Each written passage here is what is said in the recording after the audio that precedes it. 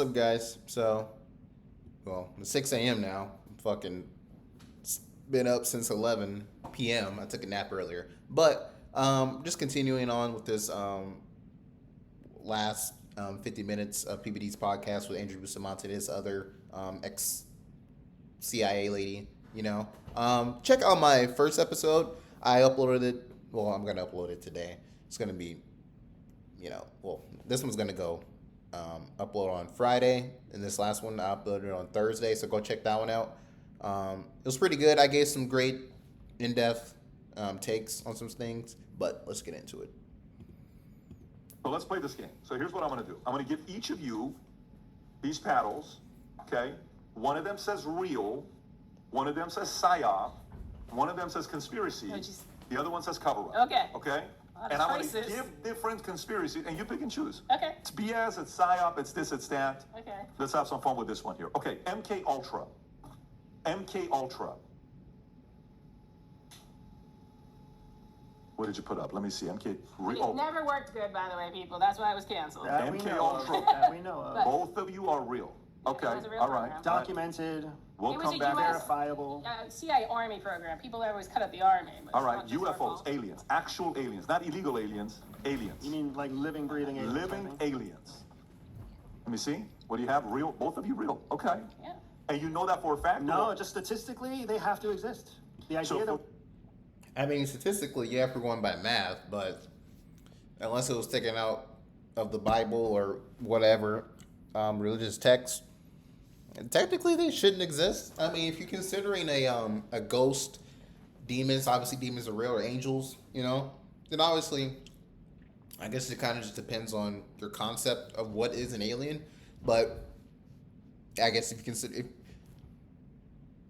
can consider a demon an angel, a ghost an alien, but technically they're just a part of the spiritual realm. So for the It's only statistic. intelligent life, yeah. For you, is it 100% or it's statistic? For me, it's like a feeling. So there's been a couple places I've been in the world, especially Machu Picchu, and how it was built, how it moves with hurricanes. They were doing like brain surgery. I was just like, there had to have been some being that came down and just taught some things. I feel like sometime aliens came to our world, and I think there's little things, around the pyramids. You see a few things. I do feel there's little pieces of evidence. But not because you know for a fact. That's just pure you as well. I don't know for a Have fact. If I not had seen smoking one. gun You fact, haven't I would be yet. so So excited. aliens, if you want to come abduct me for like 60 days, feel free. Be careful saying that. Take about 2 hours before you do so. Let's finish the podcast first. Okay, I like next real, one. real experience. CIA killed John F. Kennedy. Come on, CIA. What do you got? Split decision. So you're Yeah. conspiracy and cover-up, and you Me have too. conspiracy. Okay, let's tackle that one. What do you mean? Tell me more. There was a time in CIA's history where it was a totally uncontrollable wild animal, where it could just do whatever the director or the group chiefs or whatever wanted to have done. And there was a very real time when nobody was keeping assassinations in check or death efforts in check. And there was also a time when JFK was adamantly opposed to a lot of what CIA was doing. So there's just enough information out there to show that there is some kind of intelligence connection with the JFK killing. But there's not enough information for us to be able to weave it all together. So a cover-up must be happening. Whether that cover-up is an active cover-up or whether at the time somebody was smart enough to take all the evidence and burn it, I don't know. But it's somewhere between full-on cover-up and conspiracy. And I actually do believe it really links in some way to Cuba and even some of their networks here. There was all that chatter maybe like a few days before. There was supposed to be an attempt by like kind of the Cuban mafia in Tampa to take him out. So I do think there's a strong Cuba connection. Now, as Andrew says, every once in a while you get that rogue CIA officer kind of working both sides. So we can't say that's not 100% there, but I just don't feel like the director of CIA directed it. That's my opinion. Okay. By the way, when you become a CIA agent, are you guys also becoming one because you also want to get to the bottom of these types of things, or not really? You I just want to do honestly the job. didn't think about. I didn't actually think I No? could go find anything. All I cared about was getting to do secret shit. That's it. That's it. So it wasn't like, you guys hang out, go to dinner. What do you think happened with this? And what do you think happened with this? Not a lot of that? No, I wanted to work terrorists in Kashmir, and then I never really worked terrorists in Kashmir. That was my goal. I just wanted to have a girl in every port. So it was intentional. It was intentional. Okay, how about moon landing? Moon landing. This is a serious one. For some people, it's very important. Both of you say yes. Okay, did you watch the movie Oh, it was excellent. That was Fly a Me great to the movie. Moon? Yeah. What'd you think about it? I thought the movie was done well. It wouldn't surprise me if we did film a backup video, but I do think kind of American exceptionalism, I think we got there because it was so competitive against the Russians that if we hadn't, the Russians had infiltrated us and they would have put out the information that we faked it. That's my opinion. Or Soviets. I don't know enough, but I like what Sarah's saying on this one. She doesn't sound as left field as she sounded other times today. You know, for 50 plus Never years. down, never When ignore was these it, by the way? lawless When did we people. land on the moon? When did we land on the moon? What is the date? What year? 60. It's under before the end of the decade is when Should be Kennedy said it, trivia. right? What Yeah. year is it? 69. Right under the so, wire. So what do you say to the people that say, "Give me a break, guys"? There's no way we landed on the moon. The bottom of the sole of the shoe is different. The boots. If we did, how come we haven't since 69? We have better technology, better everything. You mean to tell me we landed on the moon? What do you say to them? I think, yeah, go ahead.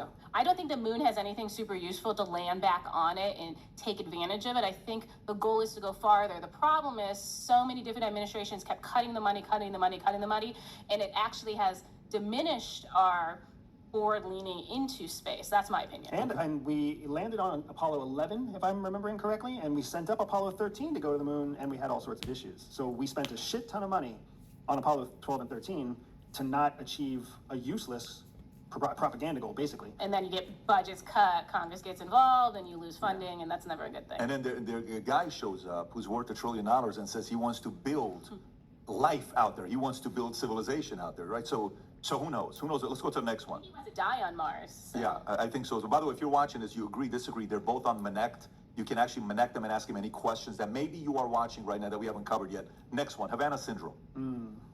Real. Uh-oh. What do we have, conspiracy? Oh, here we go. Let's have some fun with this one. Tell me why. I'll go to you first. Why is it a conspiracy? So there's some very real experiences and very real accounts that people have, Okay. but there's not enough smoking gun evidence to confirm that it is actually intentionally tied to something, some energy weapon, some commonality, some common cause. And I believe it's just the Moscow signal from the 1950s, and it's been kind of tweaked and elevated. I actually have friends with Havana syndrome. I had a friend hit with it just last summer. So I know plenty of people with it. I actually know someone who was my age who died, like a year and a half ago from the complications of it. So it is real. Now, the argument has been, where does it come from? I believe it comes from Russia. Our government hasn't wanted to take that step, because once you do, that is Russia directly targeting and harming not just Americans, but obviously people across the CIA, the Department of Defense. But they do like the best of the best, but right before the senior leaders, which is really interesting. So they'll take a CIA case officer who's worked Russia for 15 years, and he's, maybe going to become head of the division or whatever, and then that's when they target him. So it's very, very smart too. They're targeting it to where you have a little bit of deniability because you didn't hit someone senior enough, right? You're not outside of Trump's house doing it or something. And so I think the targeting has been very smart, but it is real. And I think we have to do something about it because we're allowing another government to harm our best and brightest. And that should be something we never allow. Your friends that have gone through this, what feelings did they have? What did they share with you about their experience? So usually it's just a sudden pulse. And so it's a pulse, but it's not like the idea of almost an uneven pulse. It's a pulse to where it throws off all of your kind of just like how a really good example is vertigo. So it's almost like an insane vertigo. So you can't immediately feel balanced. You can't immediately think. Now they can't put sentences together well. They can't do strategic long-term thinking. So it affects the brain in a way to where it's like a pulsing wave that does it, and it happens really at once. And what's the And then reaction when that you're happens? damaged. What happens next? So, well, from what there's different people who felt different things. Yeah, you get a headache, you hear ringing, it throws off your vestibular symptoms. It's like there's a crystal in your ear that's maintains basically your balance, and tells you where you are in the world, Like the crystal gets knocked out, and that's why you're all dizzy and get vertigo, that's what vertigo is called. And I don't know if any of you guys ever had vertigo, but sometimes you gotta get the crystal back in place. So sometimes you gotta move your head really rapidly to one place, or hit the bed, come back up, hit the bed, come back up. That way, like the crystal moves because it's in fluid. It's trying to balance. That throwing up, maybe some bleeding out the, maybe ears, nose, eyes, stuff like that. So, yeah. So a lot of the initial stuff is just like really bad migraine.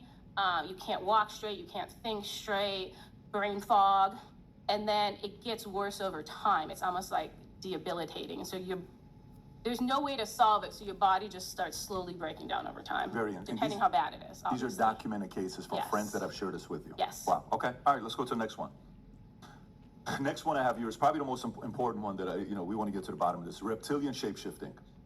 I know for a fact you believe in this. I know you're going to say real, but Mark Zuckerberg. I know so little about this. Reptilian, I don't. have you heard of shapeshifters or no? Yeah. Oh yes.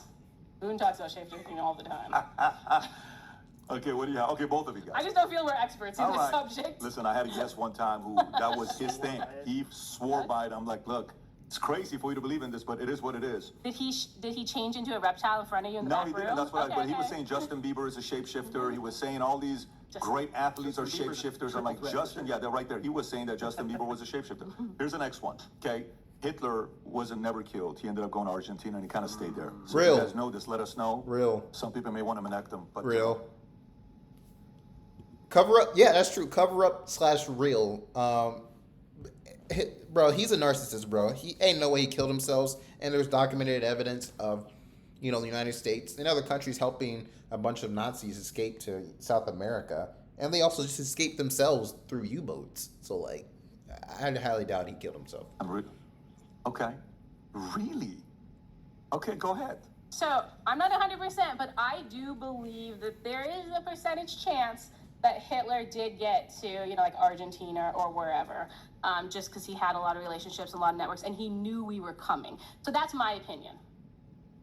So the reason that I go with PSYOP is because there's a lot of value in making people second guess who actually won World War II. And there's a lot of value in making people think that, some kind of highly charismatic leader is still alive.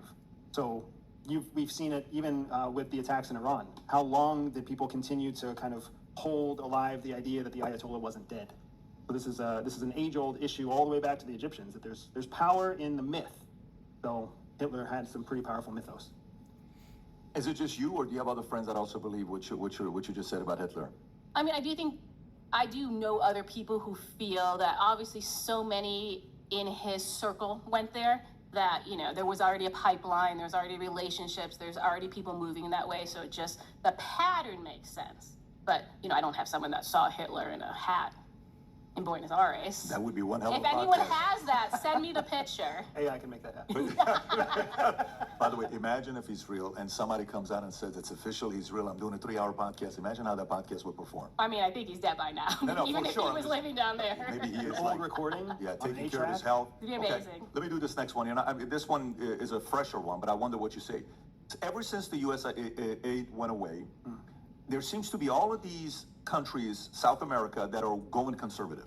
Okay, and I don't know if you've seen this or not. This chart right here came out saying June 2023, left-wing leaders was 10, right-wing was 3. June 2026, obviously USAID went away last year, give or take.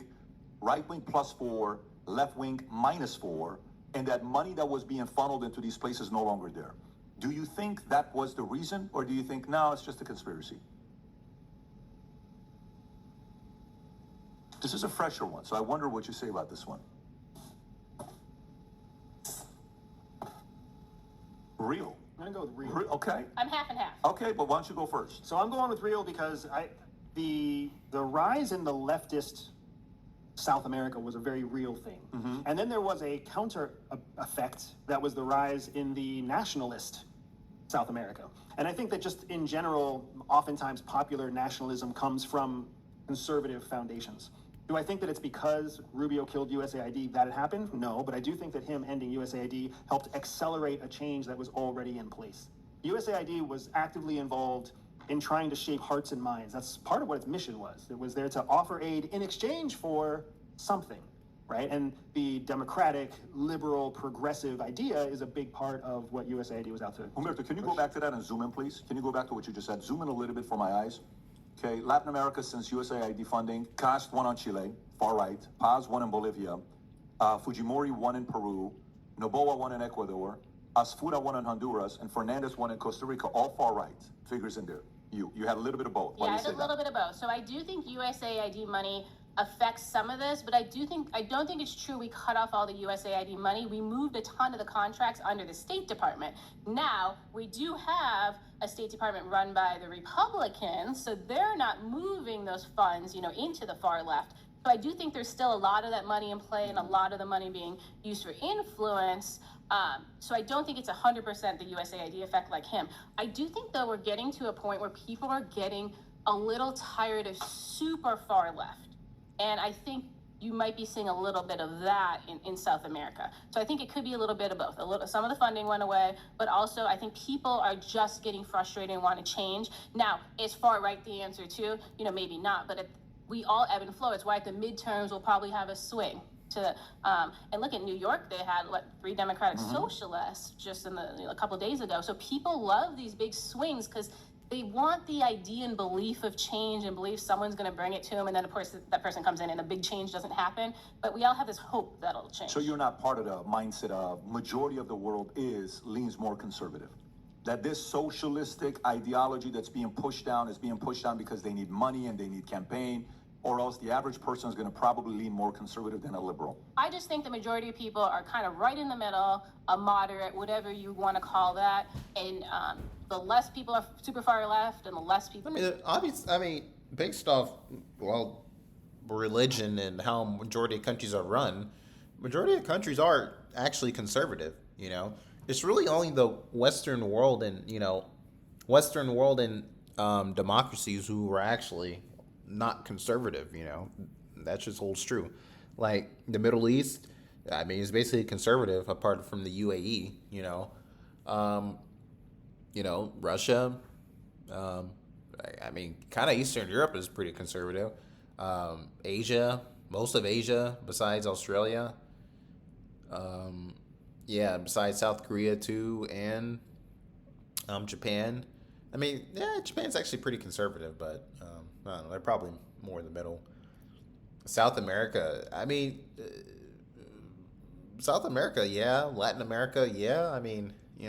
They have liberal people in charge, but majority of people are kind of religious. They're not really liberal. So it's really Western democracies. It matters who gets control and who has the money and who has the influence, and then they pull you. Yeah, I feel differently than Sarah on this. I feel like the majority of the world is actually just trying to survive.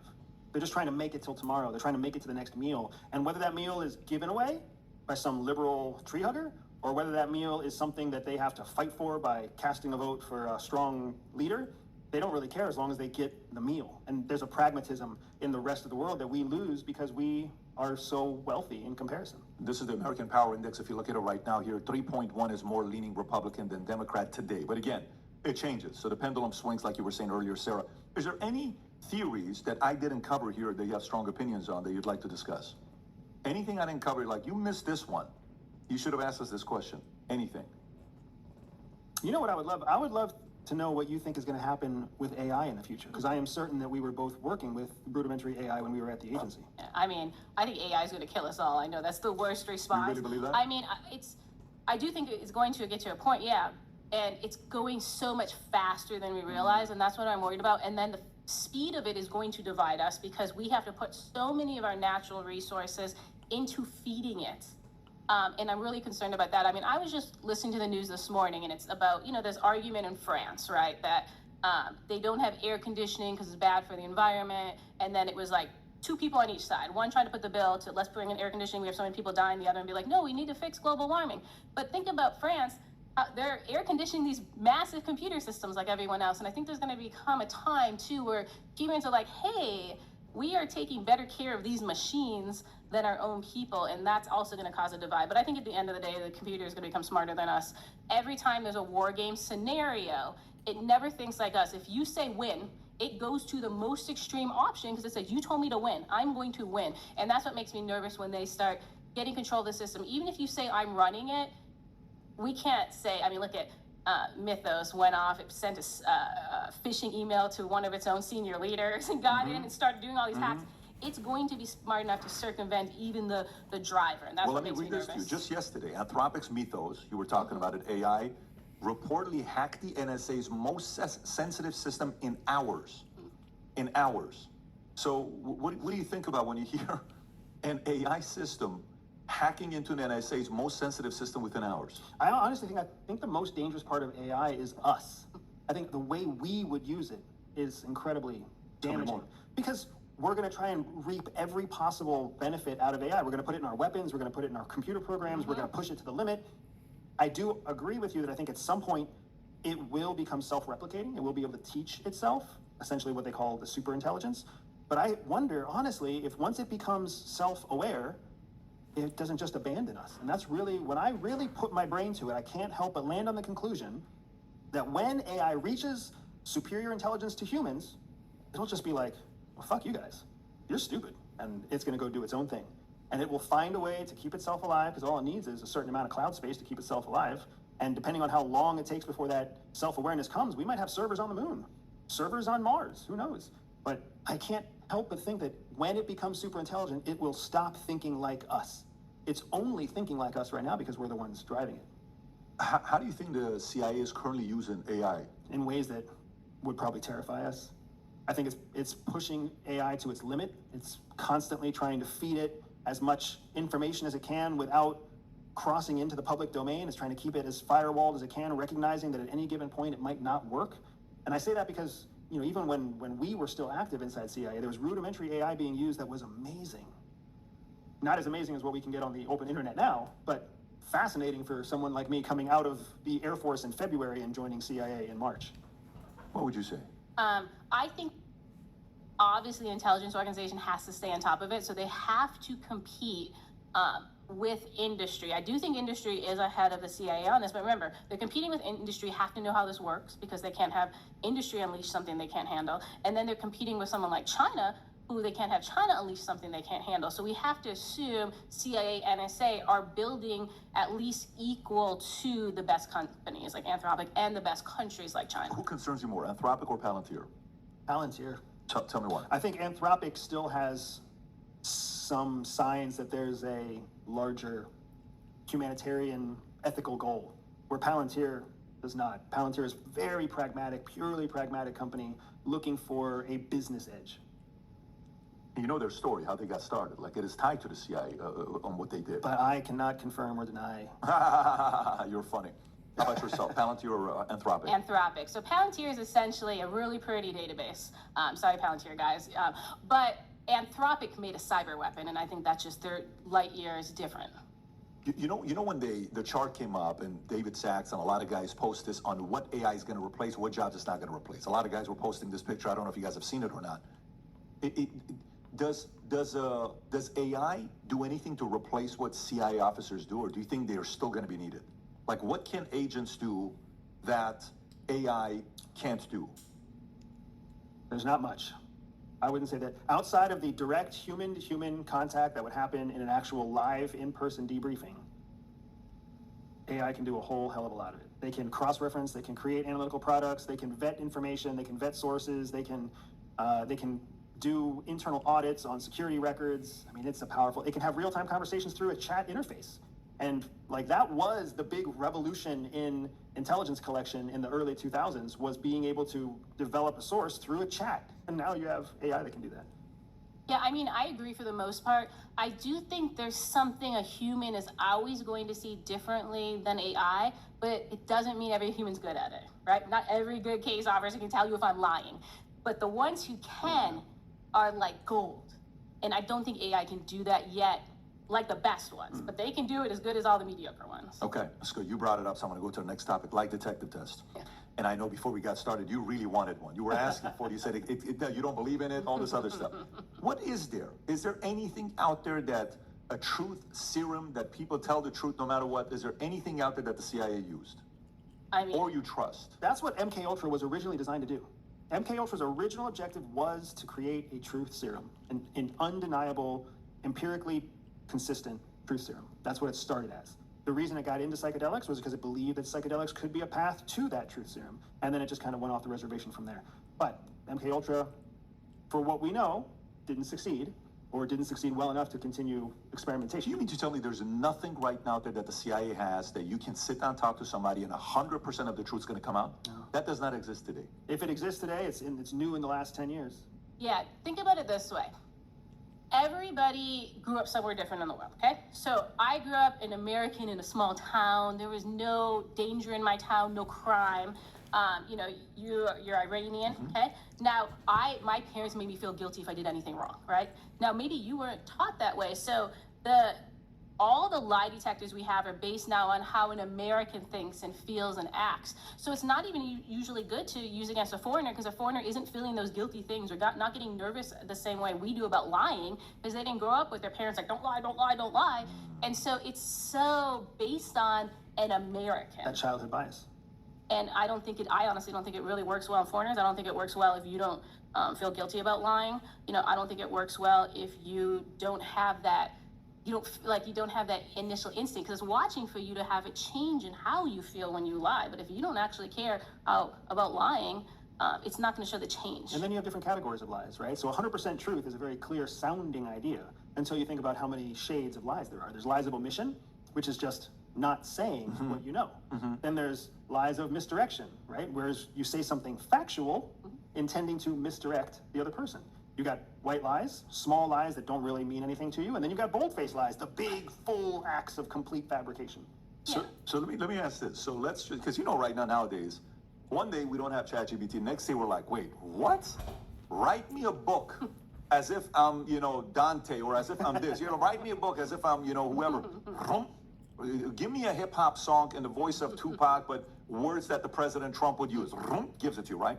So what do you think would happen if all of a sudden announcement is made, new technology out, 100% detects if a person's lying or not, 100% proven, not 99.2, not 98.3, 100%.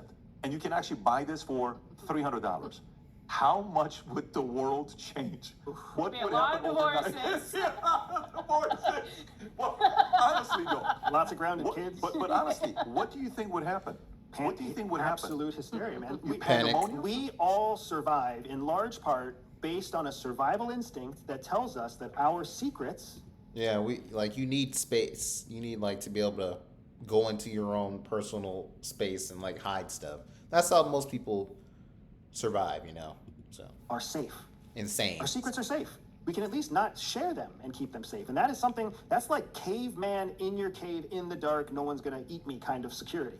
It's the only security we really still believe we have. So if a device like that came out, that would 100% guarantee if you were lying, that means nothing's safe. Your whole cave comes collapsing. Do you think it would make the world a better place or worse?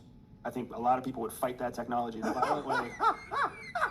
I cannot believe we're like, don't put up that technology. It's not good for society. Well, where do you stand with it? No, think about it. Come on, people with kids, your kid will go up and tell a lady, you're fat, right?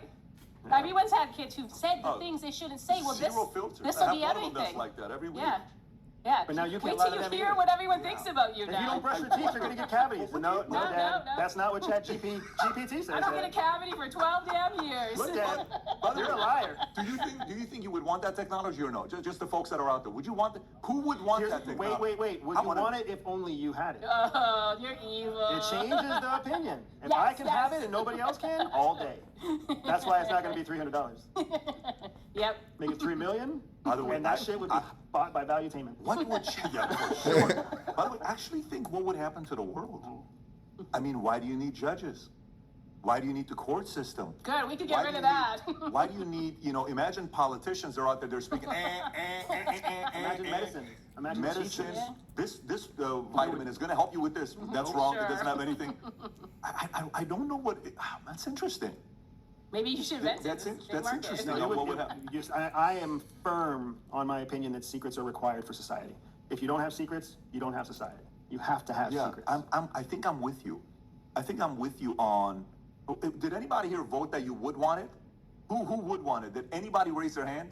No, none of you guys. Roberto, you wouldn't want it. Manny, you wouldn't want Calling it. people out. You guys, Jake, would you want it? What do you? I do. I think so as well. Actually, the government. Which could be fun to watch. I think it would be so chaotic. But I don't know if. But it would sell. Yeah, I think it would sell. I think it would sell. You know, I wonder if it would make you just accept the fact that everybody sins. I wonder if it would make you be like, damn, all right, shit. You know, it's really that guy, all right. And then all of a sudden you look at the list and everybody you love and admire, everybody lies, and you're gonna be like, my heroes are full of shit. What am I gonna do? That would be an interesting concept. But so listen, if you're thinking about it, don't make it. Andy's saying don't make it. Keep it to yourself. Don't share it with others. They put a big price tag on it. Make it and sell that shit premium. Yeah, that would be like you create the product and put it in a country that you hate and see it collapse. See it collapse. You know what I'm saying? Like use it against them. All right. So next question: are you following these flock security cameras? Yeah. I've heard about it. Yeah. Okay, let me. I want to know what you think about this. So these flock security cameras are all over the place. That's kind of like the Ring doorbell, but 100,000 plus cameras all over the country, 6,000 communities, 3,000 law enforcement officers are using it. They read 20 billion license plates per month. There's a guy in Suffolk, man, charged with destroying more than a dozen flock cameras because he's sick of it. People are getting arrested. There's a lot of stuff that's happening with it, right? So it helps solve, crimes and kidnapping. So there's some positive to it. Can you go to the website that shows exactly where they're at? And if you go to the website, go zoom out to show all around the country first so everybody can see it. Keep zooming out. Show this, Jake, if you guys can. So these are all the cameras around the country, in America, all over the place, targeting mainly Florida for whatever reason. So I also want to add, that's only what has been publicly sourced. Because this is all volunteers who contribute to the DFLOC website. These Like the cutter this money. isn't Flock telling you where they're putting up. This is civilians reporting where they see them. So there's more than what you see on That's the a map. good point. And by the way, if you zoom in and go all the way in, literally down the street, there's one. Down the street right here, 200 yards away from here, there's one. Keep going, keep going, keep going. So we are right now at the Boardroom Cigar Lounge, okay? But we got to go do something weird outside of that camera. We got to go take it down and get Yeah. arrested. Is what we got to do. Bring it back. Is that the one down the street? By the way, how far I'm is that? in. How far is that from here? 100 yards? Less than 100 yards. Is it fair to say it's less than 100 yards? There's one literally down the street from us. Can you show the audience what it is? And I want to go to Andy to see what he thinks about this. This is what it looks like, just so you know. So this is the angle of the camera you're looking at, but I want him to see what physically they look like. So if you can go and pull up exactly what they look like, these flock cameras, go to images, they look like that. They look just like that. So is this a good thing? Is this a bad thing? Are we here? There's no control we have over this. How do you feel about this? I understand why people don't like Flock cameras, but I am a fan of this type of public surveillance. Why is that? Because we don't have a right to privacy. We think we do, but it's not actually listed out anywhere. The term right to privacy doesn't exist, but we do have the public expectation of security from our police and from our law enforcement agencies. So this creates a deterrent to keep right people doing the right thing and wrong people getting caught, but it also creates a trail of evidence that makes sure that within our justice system, there is evidence that can be brought to the table to prosecute people who are charged with breaking the law.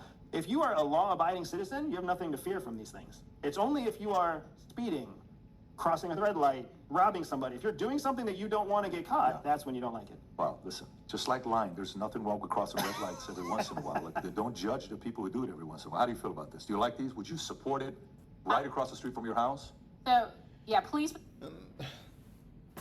It's just hard because nobody likes their privacy being invaded, Like, nobody likes it. And even the good people who, I guess we would say, don't break the rules, do break the rules. Like, everybody fucking speeds. Everybody sometimes maybe runs a red light that was yellow, and then they go past it and it turns red. Like, everybody fucking does that, bro. Like, so, they're good for, tracking down criminals and, getting back people who have kidnapped people and stuff like that, But it just sucks that we're all going to be affected when most of us are committing, like, minor crimes, like speeding and, like, not stopping at a yellow light that's been yellow for a while. Then we keep going and it turns red. Then we go past it, like minor stuff like that, Obviously, you're still breaking the law, but, or not coming to a complete stop at a stop sign, like, like just minor shit, Like shit that's like, all right, bro, you ain't really doing nothing. As many cameras as you want in my neighborhood because Al-Qaeda is targeting me and every angle I can get is better. I like them from a collection standpoint because A lot of people think when there's something like this, someone's sitting and watching it all day, and you really only go into this data when you're looking for a piece of info. Now, if people misuse it, this is where it's always a concern, right? Like these law enforcement officers using it to like look up hot girls' license plates and like reach out to them, then fire their asses, right? We can have a society where we collect information and keep people Just safe, so you know, but we that's don't misuse happening. it. The I know. cops are That's why I using it said to track their exes That's and why their I said girlfriends. fire them. Yes. Period. Yes. So I like it because the more data you have to solve a crime, better. Now, do they need to be everywhere? If there's a sensitive spot, I don't want one over like the local pool or something. I do think we have to be smart about where we put them for people's some privacy. But I do agree. I think having the data when you need it, when something bad happens, can save a lot more lives. Yeah, I mean, some would say, I asked Connor, I'm like, so did we have to approve this? Is this something? No, they can do it. So you don't need the permission to be able to, no, it's already there. We're already being watched anyways, no matter where you're driving. This is the direction kind of we're going. Did you see the recent movie that came up with Chris Pratt that's in it where he gets charged with a crime of killing his own wife and the judge is an AI judge? Did you see this one or no? If you guys, who's seen this movie? What's the name of the movie, by the way?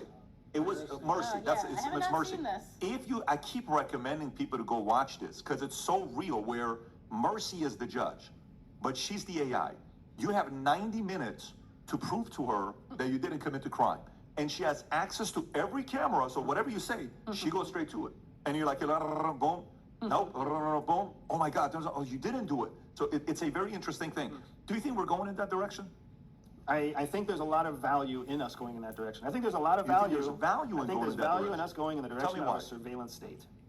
And I think that's the uncomfortable truth we don't like to Wow, admit. value in going into surveillance state. So you're here just to control all of us, Andy. I knew Not it. just me. I knew it. I'm just here to say, Why do you think it's good? Why do you think it's good? Why do you think it benefits us? because it keeps us safer without us needing to put our resources into being safer. Just imagine how much of your effort goes I into. said secrecy is something we need to have. Don't I need a little privacy? You don't have a right to privacy. You may want privacy, but you don't have a right to it. My point is, imagine how much of our brain and effort right now goes into locking our door, locking our car, keeping us safe, whatever else. I was in an Uber recently. The driver was from Hong Kong. Chinese guy who comes to the United States for 3 months at a time to work Uber to go back to China. I'm assuming you gave him a 1 star, not a good drive. Or was it a decent Fine dude, Okay, 5-star drive. Just making sure. But he was amazing because he sat in front talking to my mother-in-law and he was saying how amazing China is. And I was like, I'm just gonna keep my mouth shut. He's like, no, it's so safe. You can put your wallet on the corner of a sidewalk, leave, come back the next day, and your wallet will still be there. Because there's cameras everywhere. No one's gonna break the law. And there was a part of me that was like, yeah, that is the benefit of a surveillance state. Keeps people safe, keeps law and order in place, especially really strict law and order. And to your point about AI, part of the reason I think AI is going to continue to be successful is because wealthy people can leverage AI to replace unreliable people. And imagine how far that could reach into justice, law enforcement, security, etc. Do you agree? Please tell me you disagree with them. I like surveillance where it matters most. Like, I would love to have the whole, like, border surveil, like, key infrastructure. I think there's still time and costs when you collect information. So I agree on places where I would want to solve crimes around. I don't care if it's, like, in the middle of, like, Montana. Unless it's on the border. I wonder, it's kind of like there's the debate of Second Amendment, like Idaho, right? Everybody there carries a gun. So because they carry the gun, crime is one of the lowest that they have. And then you go to Chicago, you don't have Second Amendment. So because you don't have Second Amendment carrying a gun, crime is super high because the other guys, the bad guys are able to get the guns, but good guys don't have it. So is it kind of like surveillance lowers crime because if you get caught, which you easily will, you're going to go to jail so you commit fewer crimes? It's a huge deterrent. Is that kind of how you process it? Yeah, that's exactly right. And that's not only how I process it, that is something that we actively exercise. What do you think is more important? The privacy of cameras watching everything you're doing, or secrecy? You can keep one of them and not the other one. Which one would you keep? Keep secrecy. You give up your privacy. You've got no privacy, man. This is what I'm trying to get you and the whole world to understand right now. We have no privacy. You actually have no right to privacy. None. But that's why your secrets are so important to you. You don't have a right to privacy. So in the house, when I'm speaking to my wife, should I go like this? You can. Because to be like, I'm gonna get a red card and suspended. We can't do that because that's like if you go that guy. Man, you're at the house. You got to start talking in a completely different way. If you got Alexa, if you got a smart TV, if you got a smart refrigerator, 100%.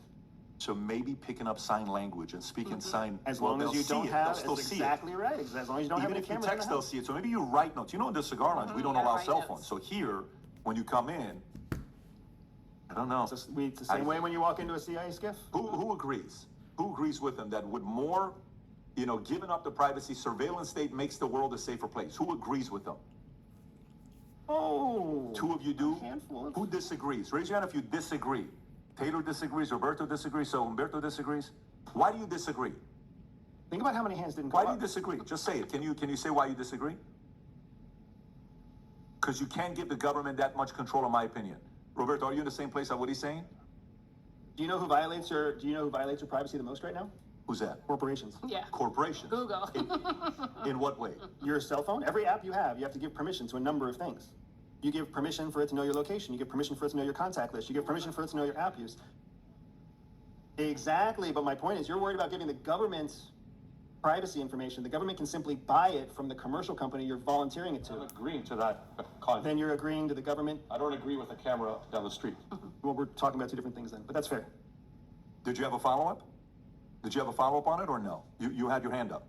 No, I'm just saying, the government having all this privacy, I just don't trust it. I don't trust the government for not 1 second. Google fine, but the government I just don't trust. You do know that Google sells your information to the government.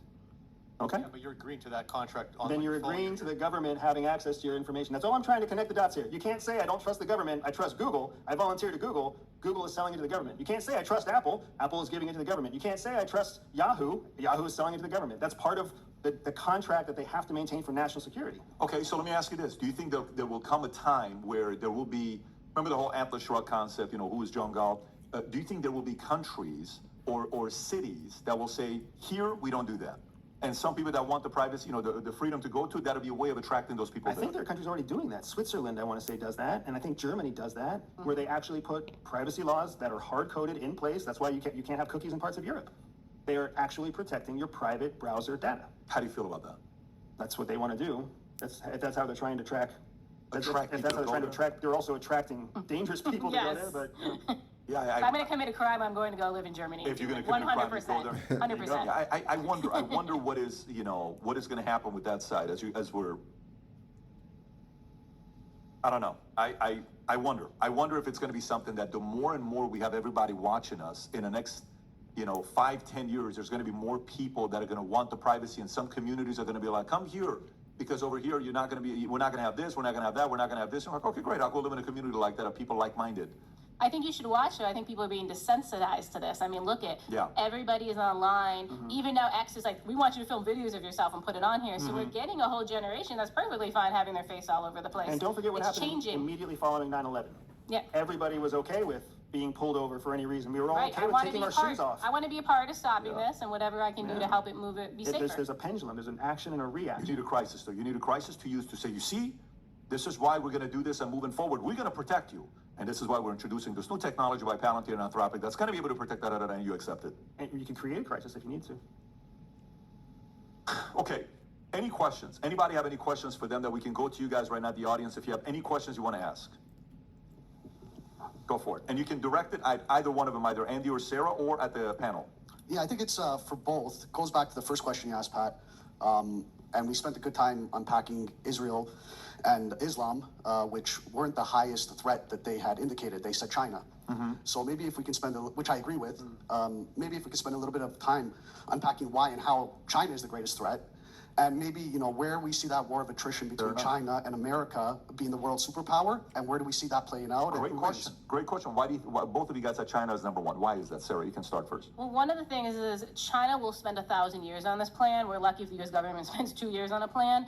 And they have been incredibly systematic. Like I brought up earlier, they're in control of chambers of commerces. They own land. They own huge parts of our ports. And they're every year taking more control. They own telecommunications companies. And there's going to come a point when they can pretty much turn off and on what they want. And people are like, well, how does that deal with anything? Well, if we go to war with Iran, our military is not even going to get from the base to the port and leave because China already has control of everything, is going to disrupt it. So I think China is the enemy who's put the most thought and the most effort into a war with us in the future, even if they don't know. Yeah, that's ultimately what is the failure of democracies, is that the country cannot stay on a, I guess you can say like a long-term strategic goal, because you have individual people who are in multiple different types of parties, and each party has its different types of goals. So like, there's no strategic structure of how a country can continue to run. That's why democracies have to rely upon private corporations to actually sustain the country, because a country could not run if the democracy itself or the bureaucracy was in charge of the corporations, because every 4 years, potentially, the administration could change. So then, like, everything just goes for a fucking loop, and then, like, nothing works, and the country never advances. So that's why there's always that separate. That's why democracies need private corporations. Like, democracies cannot nationalize everything, bro. You can't, because they always come in and, like, there's different ideologies. So, like, you need the private businesses to succeed for the country to succeed, and that's ultimately why America could win, but it's also why it can be its ultimate failure, because you have two different types of, I guess you could say, potential ideologies of, I guess how they want the outcome of the country to be, or what they want in return. Like, maybe the government is for, let's say, bringing back, like Trump's, bringing back manufacturing, but the private corporations want to keep manufacturing overseas because they make more money, right? But if you bring it here, they have to pay American workers, I guess you could say, maybe livable wages, but, maybe just minimum wage, federal minimum wage, which is way more than in China or India or Vietnam or whatever their cheap labor that they're, getting their stuff from. And yeah, it's just like, there's two different ideologies when it doesn't match. But then, like, you go to China, right, or Russia, or Iran, or North Korea, right? The person in charge is there for at least, for a while. Besides, Iran or North Korea, those guys are actually totalitarian people who are in charge basically until they die. And for China and Russia, they kind of have like a pseudo. They have like pseudo democracies or a socialist countries, to where, like, the leader can stay in power as long as the party supports them, or I guess if they assassinate their opposition, in Putin's case with Navalny. And they can institute plans that stay long term because it's their plan. So then they can actually almost basically see it to fruition, So, but let's get into when it's going to happen. And I think they're going to be very successful because they have manipulated us, and they have thought through every single aspect you could imagine. And I mean, I think it's scary. I think they are smart. Yeah, and not only militarily and strategically are they a worthy opponent, but also economically, they are already waging economic actions that are war focused. They are able to flood the market with U.S. dollars. They are able to pull back renminbi to increase and move their currency and ours. They're already creating an alternative to American technology that's being adopted around the world. Well, what creates our economic dominance is our technology sector, which they can steal, replicate. They can't necessarily improve it with innovation, but they can improve it by marrying American technology with Saudi Arabian technology and create some Frankenstein that's just 5% better and sell it across all of Africa. They have so much decision-making power in such a short period of time because they don't go through the democratic process. So they can push money to poor countries, they can buy out warlords, they can make massive global moves that we freeze and stall on. By the way, who are we not paying attention to that low-key behind closed doors is plotting and creating moves long-term? Who should we pay more attention to that we're not?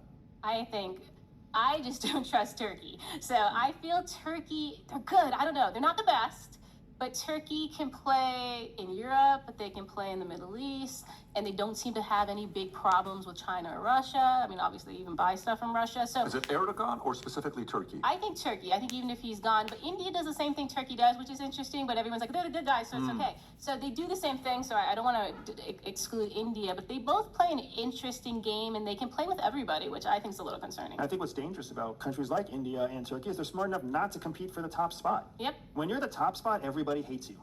But if you can be number 7 or 8 on the spot, everybody wants to be your friend. Mm-hmm. And you're not the bad guy. Yeah, that's interesting when you talk to. For me, Turkey, I They have one of the strongest military. They have weight. They carry a lot of influence. Everybody's worried about them for whatever reason. Every time America was doing a deal, they were worried a little bit about how Turkey would feel about them. Everyone's a little bit like, well, let me see how Turkey. Like, why are you so worried about Turkey? They must carry some kind of a stick for everyone to walk on eggshells around them a little bit. They're the bridge. They're the bridge between Europe and the Middle East. They're the You think bridge that's between, the main reason? I mean, they sit at the hub of a lot of. Yeah, they're the old Byzantine Empire, the Ottoman Empire, Constantinople, like that's where, Orthodox Christianity basically, came from. So Spokes, military spokes, political spokes, ideological spokes, religious spokes, economic spokes. It's a pretty powerful place to be, and we oftentimes underestimate Turkey, and their culture is a culture of scrappy entrepreneurial innovation. It's one of the few countries outside the United States that is innovation focused. Fair. Anybody else have a question? Any other question? We have one back there. Was Bitcoin created by an intelligence agency? I hope so, because I would love to take a little bit of credit for something that good, but I don't know. It kind of goes against what a lot of intelligence operations really want. I agree with you. I don't know for sure where it was created, but I do believe it's an industry thing. And now the government's like, oh crap, now we got to catch up. It's a way people can hide money. We hate when people hide money. And then the government can't even get approvals to use to hide their own money. So it caused like a headache. That's what I think. So I don't think it was internal. Do you guys each own Bitcoin? Do you own any Bitcoin? I don't own any Bitcoin. I hardly even own money. Don't come to me for investment advice. I live in a 1950s bungalow. Like, I'll drive the same car for 20 years. I'm cheap as you wouldn't believe. That's good. Cheap is good though. Yeah, Cheap so- is okay. so, But yeah. it's a small town. What small town? Where from? No, I'm from Michigan, but I'm just saying I live in a tiny house. And No, it's no, never you gonna said you change. came from a small town. What was Yeah. the small town? So I came from a small town in Michigan. Okay. I'm not going to say the exact name of the town because I have terrorists that's against me. Oh, no, you still, okay, I got you. Fair enough. Now, Really, if like, you're it's not like living keep there, people I there wouldn't safe. do it if I were I'm you. just Yes. kidding. She actually lives in Hawaii today, I just so live you in know. Hawaii. In Kauai, down the street from a nice down the resort. street from Tulsi. Yeah, that's where she's we at right surf now. together. And let's do one last question before we wrap up. Does anybody have one last question before we wrap up? This is your chance. Going once, going twice. Oh, there's one. There's one. Go for it. So with all this information, all these terrorist groups sending people either legally or illegally over the borders, what practical advice would you give the everyday person in regards to this? I mean, I look at all crises the same. So I think if you prepare for something bad to happen, you follow your gut, it's not going to matter if active shooter comes or like 3 terrorists. So I think you should just think through when you're in a situation. I like the what if game, like somewhere you go all the time. Like let's say I'm in the movie theater. Okay, what happens if a shooter comes in? What I'm going to do? What do I have on me? What should I have on me? And I like to have a lot of scenarios like that just every day where I go. Even when I'm driving the car, what if I roll up on something? And then I've thought through it multiple times, so I'm more prepared for when it happens. So I don't prepare for terrorist events. I just prepare like, I'm stuck in a crisis. Do I have cash? Do I have what I need? If I can't get home, if I can't communicate, what's my plan? And that's more the way I think of it, like all these different plans and all these different contingencies. I don't disagree completely. I would say that rather than playing the what if game and having a number of different conspiracies or contingencies, you have one rock solid plan that you coordinate with the people you love the most, and you role play it, you exercise it, you put it on a calendar so that you go through it every 30, 60, 90 days to make sure everybody knows exactly what you're doing. CIA taught us something called a communication plan, a commo plan. A commo plan is something that has very specific steps that you do regardless of what the emergency might be. Maybe it's a fire, maybe it's a shooting, maybe it's an earthquake, but you have a plan that you execute, and everybody knows what that plan is. A rally point by a certain time, communication on a certain phone at a certain time, or if there's no phone, communication via email at a certain time. If there's no email, communication through a third party at a certain time, because one of you will be able to call or email a third party if you can't reach each other. And if you can train that to your spouse, to your partner, to your kids, now when disaster happens, not if, when it happens, you're not worried about them. You know exactly where they're going to be. You know that they're going to check for you every 3 hours, every 6 hours. They're going to check a certain email address as soon as they get to an internet connection, anything like that. That way you make yourself resilient against a wide range of crises without finding yourself unprepared for the shooter that happens at the same time as the earthquake in the middle of a thunderstorm, right? By the way, how many of you are glad you came tonight to see this conversation? Make some noise for tonight's phenomenal conversation. If you guys are watching this saying, I'd love to be a member at this place so I can be a part of it, go to the boardroomcigarlounge.com. We'll put the link below. And at the same time, if you have any questions for either Sarah or if you have questions for Andy, you can find him on Manect. Ask him any questions on Manect as well. And last but not least, do go follow Sarah's latest podcast that came out, The Watch Floor. We're going to put the link below as well. Is there anywhere you want us to drive to as well? Find me at everydayspy.com. Find me at my YouTube channel, Andrew Bustamante. There you go. Everyday Spy. Guys, thank you so much for coming on. I hope. Cool. Well, what'd you guys think? It wasn't too bad. Obviously, the first part was way better. Yeah, I mean, they debated more in the first part. The second part was more like, winding down, kind of just, jibber jabber, getting the podcast to go on for another 50 minutes. But, yeah, leave a like. Thank you guys for watching, and I'll catch you guys later.